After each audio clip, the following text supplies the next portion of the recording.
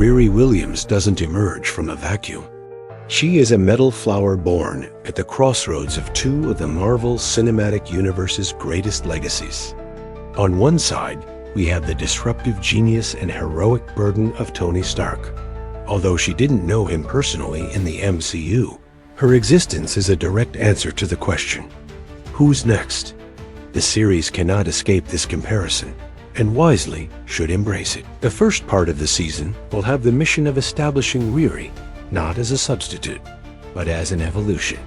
We will see flashes of her precocious intelligence, her ability to create cutting-edge technology with limited resources in her Chicago garage, an image that is both a mirror and a distinct contrast to the billionaire playboy in his Malibu mansion. The initial narrative needs to viscerally validate her genius, showing us that she didn't just copy Stark technology, but reinvented it from her own perspective, her own needs, and her experience as a young black woman in a complex America.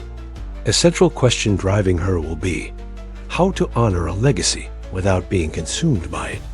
On the other side, we have the direct influence and technology of Wakanda. Her introduction in Wakanda Forever was no mere coincidence. She is now an ally, someone who has seen the pinnacle of Afrofuturist technology up close and fought alongside Shuri. This connection establishes a foundation of power and resources, but also of responsibility. Wakanda doesn't invest lightly. The first part of the season will almost certainly explore this debt and this alliance.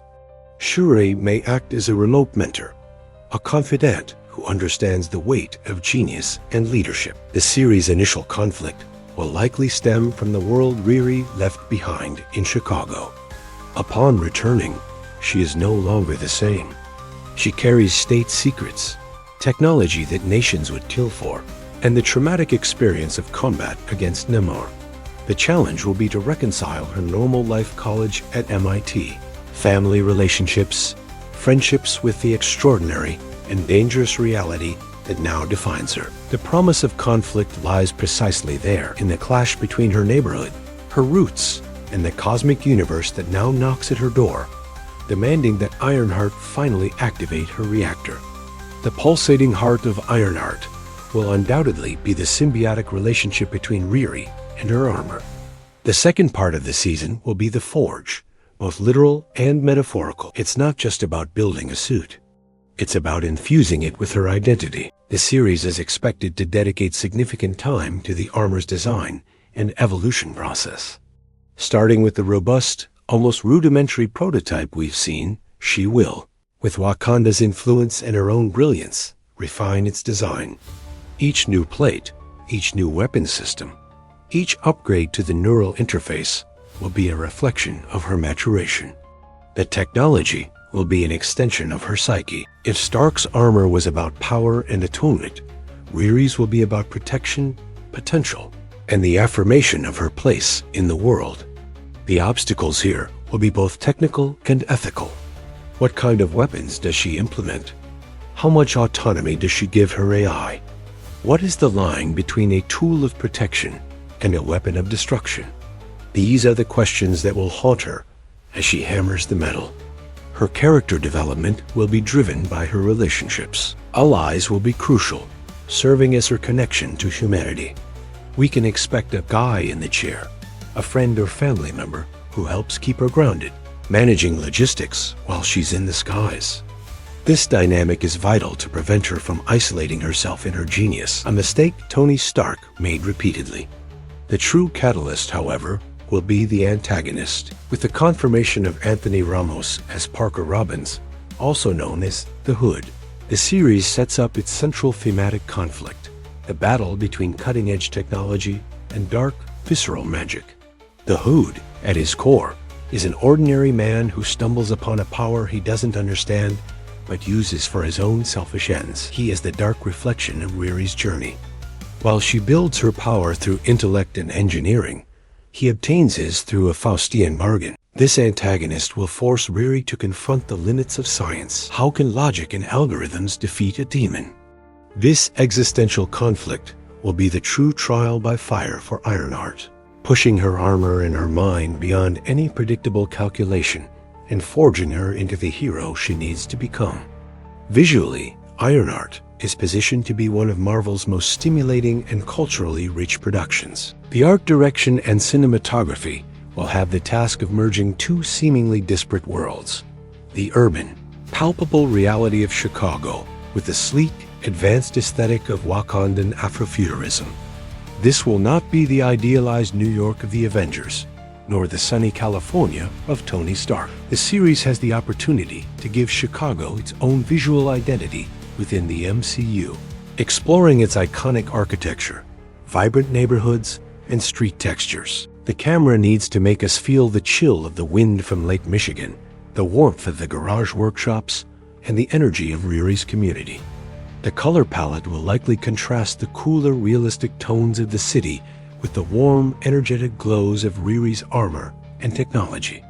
We will see neon, holograms, and plasma thrusters illuminating dark alleys and concrete overpasses, creating a unique visual language we can call Garage Afrofuturism. The direction, under the helm of names like Sam Bailey and Angela Barnes, suggests a focus on authenticity of experience. The series needs to feel real, even in its most fantastical moments. The way Riri interacts with her technology must be intuitive and believable. The HUD, heads-up display, inside her helmet will be a window into her mind, showing not just tactical data, but perhaps her own thoughts, doubts, and real-time calculations in a more visually dynamic and personal way than we saw with Stark. Cinematography during action scenes will be crucial to differentiate Ironheart. While Iron Man was often a fighter jet, Riri may be more agile, more acrobatic, perhaps incorporating elements of parkour into her flight and combat movements, reflecting a younger, more adaptable energy. The design of the final armor itself will be the pinnacle of this aesthetic fusion. Lines that evoke both Chicago's automotive engineering and Wakanda's tribal art, a masterpiece that tells a story of heritage and innovation with its silhouette alone. The series will not just be about a hero. It will be about the environment that shaped her and how she, in turn, visually redefines it with her presence. The sound design and score of Ironheart will be fundamental elements in establishing its tone and its protagonist's identity. Forget the grandiose orchestral scores that defined the first era of the MCU. For Riri Williams, a Gen Z genius from Chicago, the series' sonic soul needs to be contemporary, pulsating, and authentic. We can expect a licensed soundtrack full of hip-hop, R&B, and Chicago drill, serving not just as background music, but as the playlist of Riri's life. The music will be a form of expression, a driver for her creative sessions in the garage, and the rhythm that propels her battles. The original score, in turn, will likely mix electronic beats and modern synthesizers with sound textures that evoke technology, creating an atmosphere that is both high-tech and urban. The sound of the armor itself will be a character apart. The servos shouldn't just whir, they should have a characteristic sound. The arc reactor in her chest shouldn't just glow, it should pulse with an audible beat, the true iron heart of the title.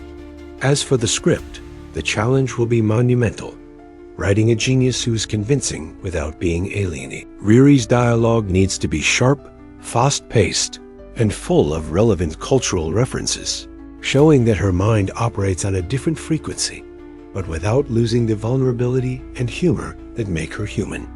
The series must avoid the trap of just telling us she's smart. It needs to show it through her problem-solving, her wit, and the way she articulates complex ideas in an understandable manner. The script will also explore themes of social responsibility. Riri isn't defending the world from cosmic threats, at least not initially. She's defending her neighborhood. The dialogue will touch on issues like gentrification, access to education, and the impact of technology on marginalized communities. The series' voice will be that of a new generation of heroes, one that is more connected to real-world problems and believes that technology can be a force for social change. The contrast between her precise technical language and the Hood's mystical, archaic language will create a fascinating tension. making every verbal confrontation as important as the physical one. The soul of the series will reside in the authenticity of its voice, a voice that speaks of science, community, and the power to forge your own future. The fifth and final part of the Ironheart season will be her ultimate test, where she will cease to be merely the successor to a legacy and become the founder of her own. The climax will inevitably pit Riri's irrefutable logic against the Hood's chaotic magic. This will not be a battle she can win with superior firepower or faster algorithms alone. She will have to think outside the box, perhaps even integrating the unpredictable into her own systems, accepting that the universe is stranger and less calculable than she imagined. Riri's victory won't just be about defeating the villain, but about synthesizing her technological knowledge with a new understanding of forces she cannot measure. It will be proof that she is not just an engineer, but a true visionary. The season's resolution needs to solidify her role as the protector of Chicago, giving her a clear status and purpose within the MCU. Looking at the bigger picture, the impact of Ironheart will extend far beyond its own narrative. This series is a cornerstone in building the next generation of MCU heroes. It establishes a new central figure at the nexus of technology and heroism, filling the void left by Tony Stark, but with a completely different perspective and set of values. Riri represents the democratization of power, the idea that a genius can emerge from anywhere, not just from corporate ivory towers. The end of the season will likely leave her in a more prominent position, perhaps with her own company or foundation, using her technology for the good of the community. Furthermore, the series will serve as a bridge to future projects. Her experience with armor technology makes her an obvious candidate for the Young Avengers team and an indispensable figure in the Armor Wars movie, where Stark technology falling into the wrong hands will become a global problem. The legacy of Ironheart's message will be about the power of intellect, the importance of community, and the bold idea that the future is not something you inherit, but something you build with scrap metal, genius, and an unbreakable iron heart. And that was our complete, down-to-the-bone analysis of Ironheart, just for you, here at Minute Recaps. If you enjoyed this light-speed deep dive, your mission is simple. Smash the LIKE button to power up our RA reactor. And most importantly, subscribe to Minute Recaps and hit that bell. Because if you blink, you'll miss new content. Now, the final challenge is yours. Comment down below which movie or series you want to see Minute Recaps break down in record time. Thanks for watching. We'll see you in the next Minute Recap.